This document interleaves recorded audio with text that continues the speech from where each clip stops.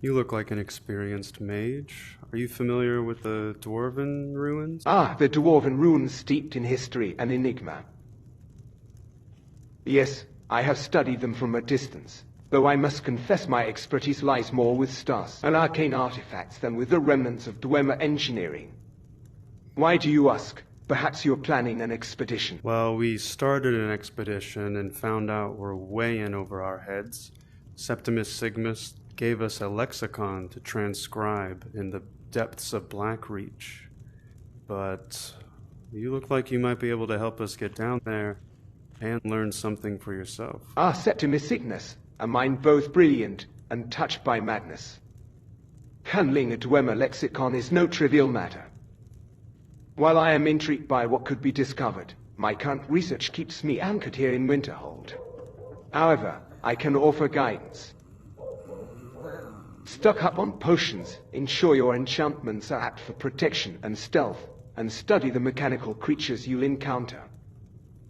Be cautious. Dwemer runes are as dangerous as they are fascinating. What are you researching now that's so important? My current research revolves around the theoretical manipulation and properties of soul gems, particularly involving how they intersect with Daedric artifacts.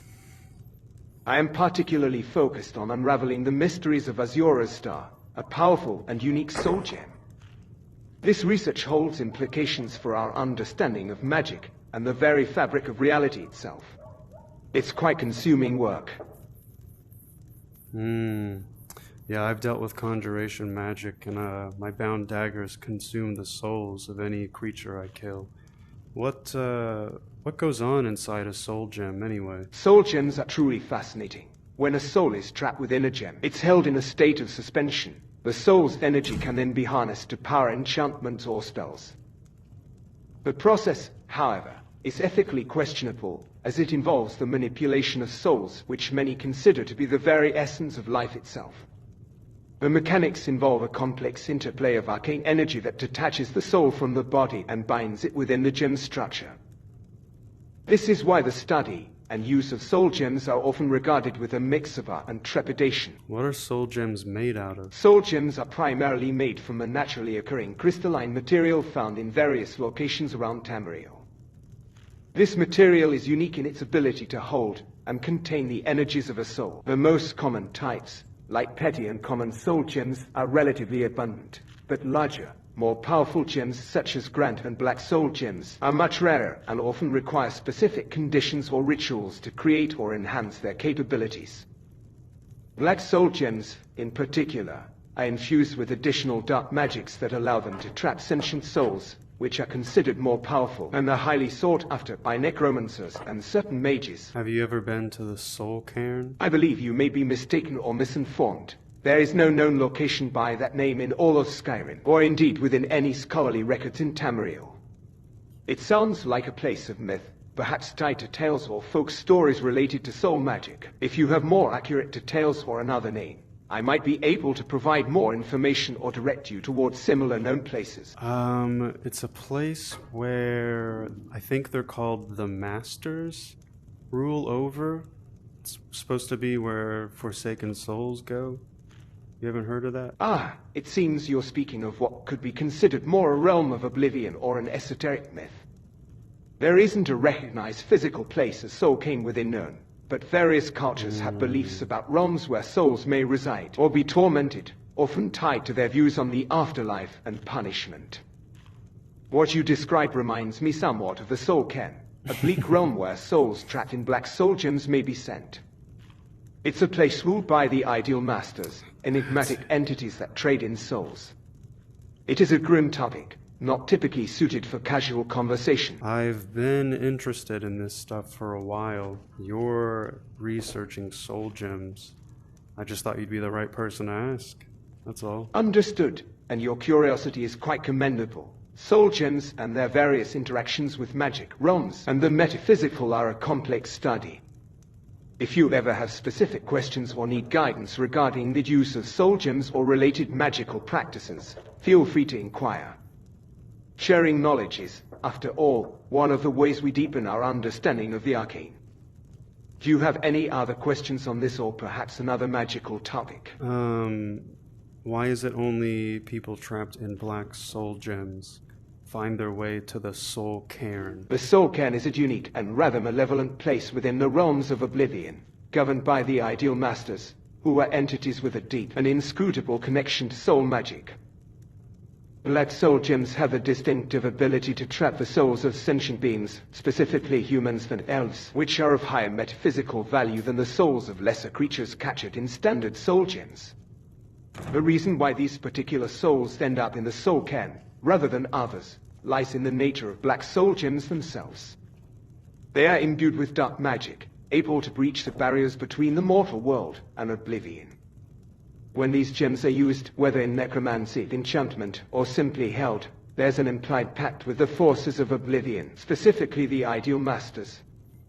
Thus, when a black soul gem is created or used, it forms a connection to the soul cairn, providing a direct passage for the captured soul upon the gem's use or destruction. Where did the ideal masters come from and get their abilities to begin with?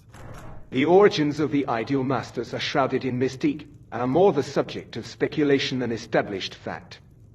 According to various legends and scholarly deductions, the ideal masters were once powerful necromancers or sorcerers who sought eternal life and unimaginable power.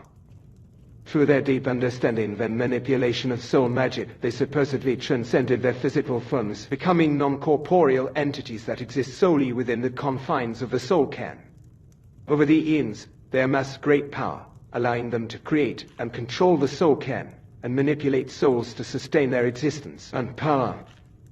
Their transformation involved profound sacrifices and dark dealings with other Daedric entities, making them both feared and revered within the esoteric circles that study oblivion and its denizens. Their exact nature and the full extent of their capabilities remain a topic of great debate and fascination among mages and scholars of the arcane. Is there any chance they would escape their realm in oblivion? The ideal master's existence is intricately and almost exclusively linked to the soul cairn. The nature of their being and the source of their power are bound to this realm of oblivion. This binding is both their strength and their limitation.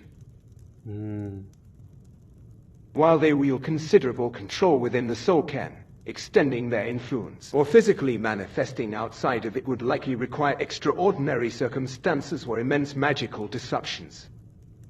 In theory, should there be a significant enough breach between the planes of existence, or a catastrophic weakening of the barriers that separate the different realms, there could be potential for their influence to seep out.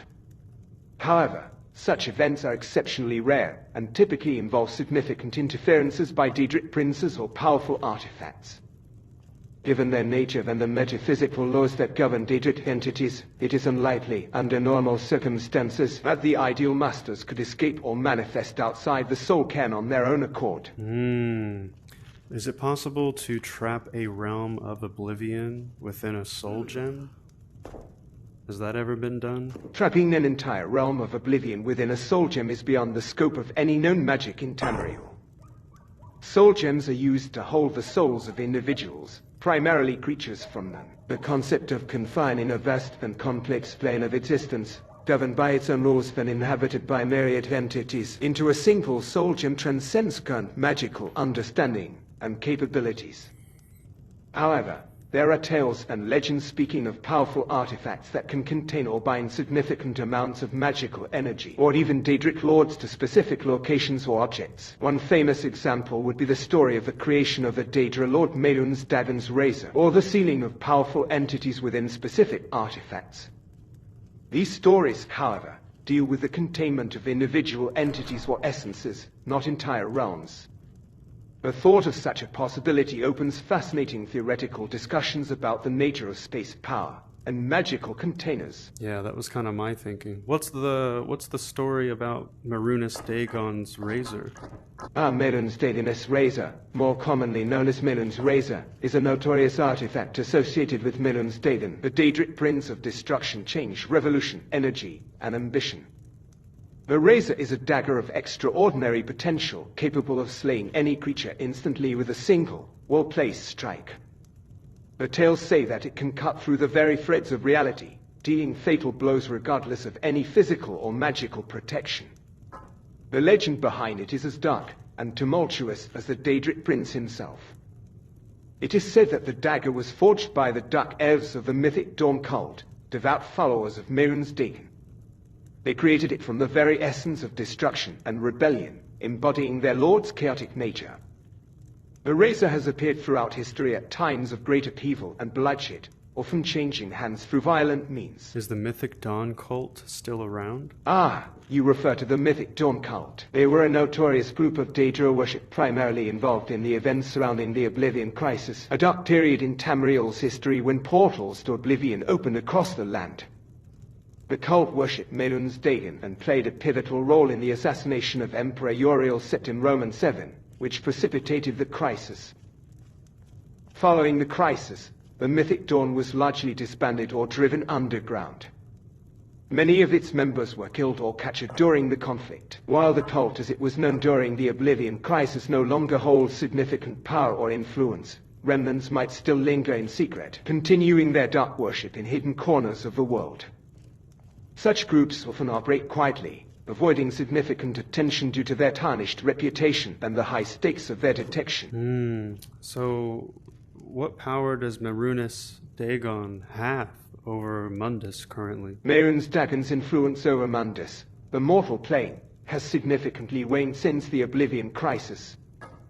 During that cataclysmic event, his fame was to merge Oblivion and none, effectively eradicating the barrier between the two, and allowing his dominion to encompass both realms. However, thanks to the efforts of the hero of Kalach and the sacrifice of Martin Septim, who transformed into an avatar of Akatosh to banish Dagon, the immediate threat was quelled. In the aftermath, the barriers between Oblivion and Mundus were fortified by Martin Septim's sacrifice, which restored and reinforced the protections originally established by the covenant between Akatosh and the first Emperor of Tamriel. This act has made any direct large-scale invasion by any Daedric prince, including Mehrunes Dagon, considerably more difficult. However, Daedric princes are beings of immense power and cunning, and their influences are often subtle and multifaceted. Mehrunes Dagon still has the ability to influence Mundus through artifacts like Mehrunes' Razor, through pacts and summonings by mortals, and possibly through lingering cults like the Mythic Dawn. I don't know what else to ask you. You know a lot. I'm here to share what knowledge I can, and I appreciate your interest in such complex and profound topics. If you ever find yourself with more questions, whether they pertain to the arcane, the history of Tamriel, or any other curiosities, do not hesitate to seek me out here at the Frozen Hearth. For now, take care on your journeys, and may your path be clear and your findings enlightening. Safe travels. Safe travels.